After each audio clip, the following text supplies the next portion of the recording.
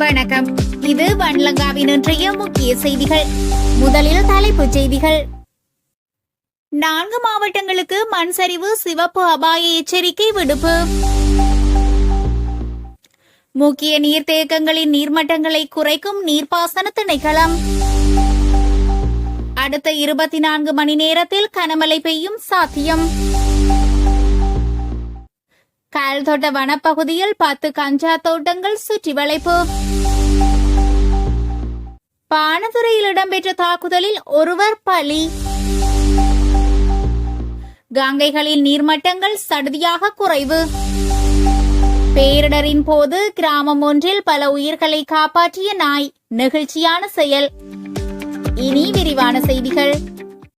4 மாவட்டங்களுக்கு மண் சரிவு சிவப்பு அபாய எச்சரிக்கை விடுப்பு.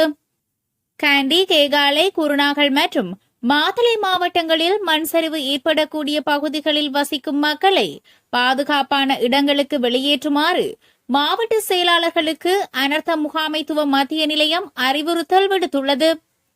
தற்போது நிலவும் சீரற்ற வானிலை காரணமாக மண் சரிவு தொடர்பில் தேசிய கட்டிட ஆராய்ச்சி நிலையம் வெளியிட்ட 3ஆம் நிலை சிவப்பு எச்சரிக்கைகளுக்கு இணங்க இந்த வெளியேறும் உத்தரவு பிறப்பிக்கப்பட்டுள்ளது.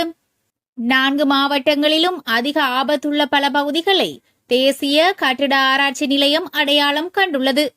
எனவே உடனடி முன்னெச்சரிக்கை நடவடிக்கை எடுப்பது அவசியமாகும். அதன்படி இன்று 9ஆம் தேதி முதல் 19ஆம் தேதி வரை பாதிக்கப்பட்ட பகுதிகளில் வசிப்பவர்களை பாதுகாப்பான மையங்களுக்கு வெளியேற்றுமாறு மாவட்ட செயலாளர்களுக்கு அனர்த்த முகாமைத்துவ மத்திய நிலையம் உத்தரவிட்டுள்ளது. மாவட்ட செயலாளர்கள், தேசிய கட்டிட ஆராய்ச்சி நிலைய அதிகாரிகள், பிரதேச செயலாளர்கள், கிராம அலுவலகர்கள், போலீஸ் மற்றும் பிற தொடர்புடைய அதிகாரிகளுடன் வெளியேற்றி நடவடிக்கைகள் ஒருங்கிணைக்கப்படும் என்று அனர்த்த முகாமைத்துவ மத்திய நிலையம் மேலும் குறிப்பிட்டுள்ளது. முக்கிய நீர்த்தேக்கங்களின் நீர்மட்டங்களை குறைக்கும் நீர்ப்பாசன திணைக்களம். வானிலை முன்னறிவிப்புக்கு அமைய எதிர்வரும் நாட்களில் மழை பெய்யக்கூடிய சாத்தியங்கள் காணப்படுவதால் நாட்டின் பல முக்கிய நீர்த்தேக்கங்களின் நீர்மட்டங்களை குறைத்து வருவதாக நீர்ப்பாசன திணைக்களம் தெரிவித்துள்ளது. அதன்படி அனுராதபுரம் மாவட்டத்தில் நாச்சதுவ, ராஜாங்கனை, தெதுரோயா, ஹம்மாந்தோட்ட மாவட்டத்தில் லுணுகம்பவெஹர, வெககர மற்றும் அம்பாறை மாவட்டத்தில் சேனநாயக்க சமுத்திரம் ஆகிய இடங்களில் நீர்மட்டத்தை குறைக்க தற்போது நீர் திறந்துவிடப்படுவதாக நீர்ப்பாசன திணைக்கள பணிப்பாளர், நீரியல் மற்றும் அனர்த்த முகாமைத்துவ பொறியியலாளர் SS சூரியபண்டார தெரிவித்துள்ளார்.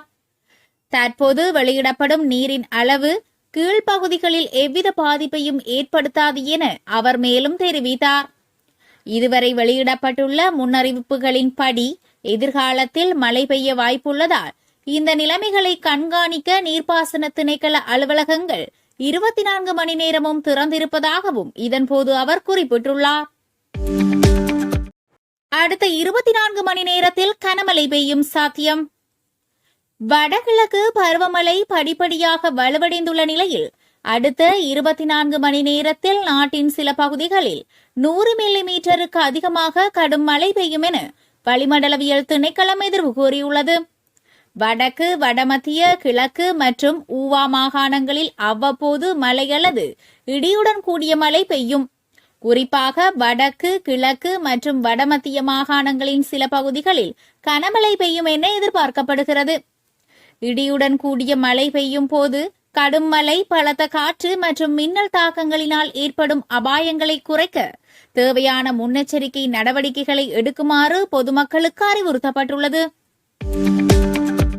கல்தோட்ட வனப்பகுதிகள் 10 கஞ்சா தோட்டங்கள் சுற்றி வளைப்பு. ரத்னபுரியில் கல்தோட்ட போலீஸ் பிரிவுக்குட்பட்ட வனப்பகுதி ஒன்றில் சுமார் 10 ஏக்கர் நிலப்பரப்பிலான 10 கஞ்சா தோட்டங்களை போலீஸ் விசேட அதிரடிப்படையினர் சுற்றி வளைத்துள்ளனர். இதையடுத்து 2,75,700 கஞ்சா செடிகளை போலீஸ் விசேட அதிரடிப்படையினர் அழித்துள்ளனர். கல்தோட்ட போலீஸ் விசேட அதிரடிப்படையினர் மற்றும் ரத்னபுரி ராணுவ புலனாய்வு அதிகாரிகளுக்கு கிடைத்த தகவலுக்கு அமைய 6 மற்றும் 7ஆம் தேதிகளில் முன்னெடுக்கப்பட்ட சுற்றிவளைப்பு நடவடிக்கைகளின் போதே இவை கண்டுபிடிக்கப்பட்டுள்ளது. சந்தேக நபர்களை கைது செய்ய கல்தோட்ட போலீசார் மேலதிக விசாரணைகளை மேற்கொண்டு வருகின்றனர். பாணந்துறையில் இடம்பெற்ற தாக்குதலில் ஒருவர் பலி. பாணந்துறை தெற்கு போலீஸ் பிரிவிற்குட்பட்ட வளான வீதி பகுதியில் திங்கட்கிழமை இரவு மேற்கொள்ளப்பட்ட தாக்குதலில் ஒருவர் உயிரிழந்துள்ளார். தாக்குதலின் போது காயமடைந்து பாணந்துறை வைத்தியசாலையில் அனுமதிக்கப்பட்ட நிலையில் சிகிச்சை பலனின்றி அவர் உயிரிழந்துள்ளார். உயிரிழந்தவர் துடெல்ல கரும்புகருபர பகுதியைச் சேர்ந்த 29 வயதுடையவர் என தெரிய வந்துள்ளது. பண கொடுக்கல் வாங்கல் காரணமாக நபரொருவர் அவரை கூர்மையான ஆயுதத்தால் தாக்கி கொலை செய்துள்ளதாக ஆரம்பகட்ட விசாரணைகளில் தெரிய வந்துள்ளது.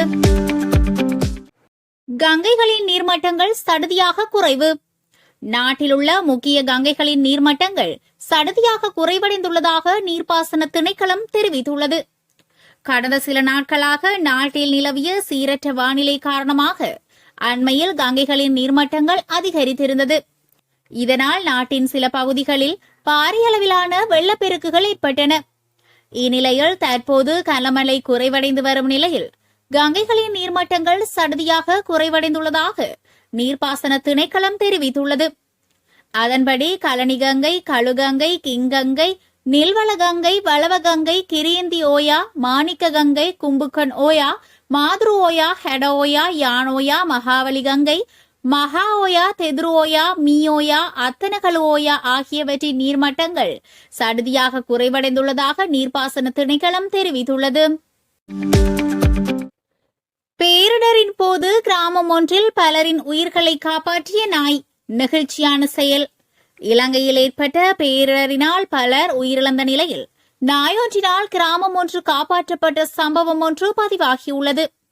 பதுளை மாஸ்பண்ண பகுதியில் வீடொன்றில் வளர்க்கப்பட்ட குட்டி என்ற பெயரை கொண்ட நாய் முன்கூட்டியே எச்சரிக்கை விடுத்தமையால் பலரின் உயிர்கள் காப்பாற்றப்பட்டுள்ளன. கடந்த 28ஆம் தேதி பாரிய மழை பெய்து கொண்டிருந்த போது குறித்த நாய் தொடர்ச்சியாக ஊளையிட்டு உரிமையாளரை எச்சரித்துள்ளது. நாயின் செயற்பாட்டினை உணர்ந்த வீட்டின் உரிமையாளர் வெளியில் சென்று பார்த்தபோது மோசமான நிலைமை குறித்து அந்த பகுதி மக்களுக்கு எச்சரித்துள்ளார். உடனடியாக குழந்தைகள் உட்பட அந்த பகுதியில் வசித்த மக்கள் பாதுகாப்பான இடங்களுக்கு சென்றுள்ளனர். காலையில் அவர்கள் வாழ்ந்த இடத்தில் பாரிய அனர்த்தம் ஏற்பட்டிருந்ததாக குறிப்பிட்டுள்ளார். எங்கள் நாய் சமையலறை கதவை முன்பாதங்களில் மோதி விசித்திரமாக சினுங்கி ஊளையிட்டுக் கொண்டிருந்தது. முதலில் மழையில் திருடன் வந்திருப்பான் என்று நினைத்தோம். பின்னர் மழையால் ஏற்பட்ட குளிரால் வீட்டிற்குள் வர முயற்சித்திருக்கலாம் என நினைத்தோம். கதவை திறந்தபோது எங்கள் நாய் குரைத்துக் கொண்டே முன்னோக்கி ஓடுவதை கண்டோம். அதே நேரத்தில் மலையிலிருந்து பாரிய பாறைகள் உருண்டு விழும் சத்தம் கேட்டது. ஒரு நிலச்சரிவு எங்கள் வீட்டை மூடும் என்று நினைத்தேன். காப்பாற்ற வாருங்கள் என கத்திக்கொண்டு வீட்டிற்குள் ஓடினேன். என் மனைவி மற்றும் மனைவியின் தாயையும் அழைத்துக் கொண்டு ஓட ஆரம்பித்தோம். நிலச்சரிவு வரும் என்று நினைத்து சுமார் 100 முதல் 200 மீட்டர் ஓடினோம். எங்கள் அலறல் பக்கத்து வீடுகளில் வசிக்கும் 11 பேரின் உயிரை காப்பாற்றியது. எங்கள் கிராமத்தில் உள்ள வீடுகள் நீரில் மூழ்கின. குட்டியால் நாங்கள் 14 பேரும் காப்பாற்றப்பட்டோம். இல்லையெனில் நாங்கள் மண்ணில் புதைந்திருப்போம் என அவர் குறிப்பிட்டார்.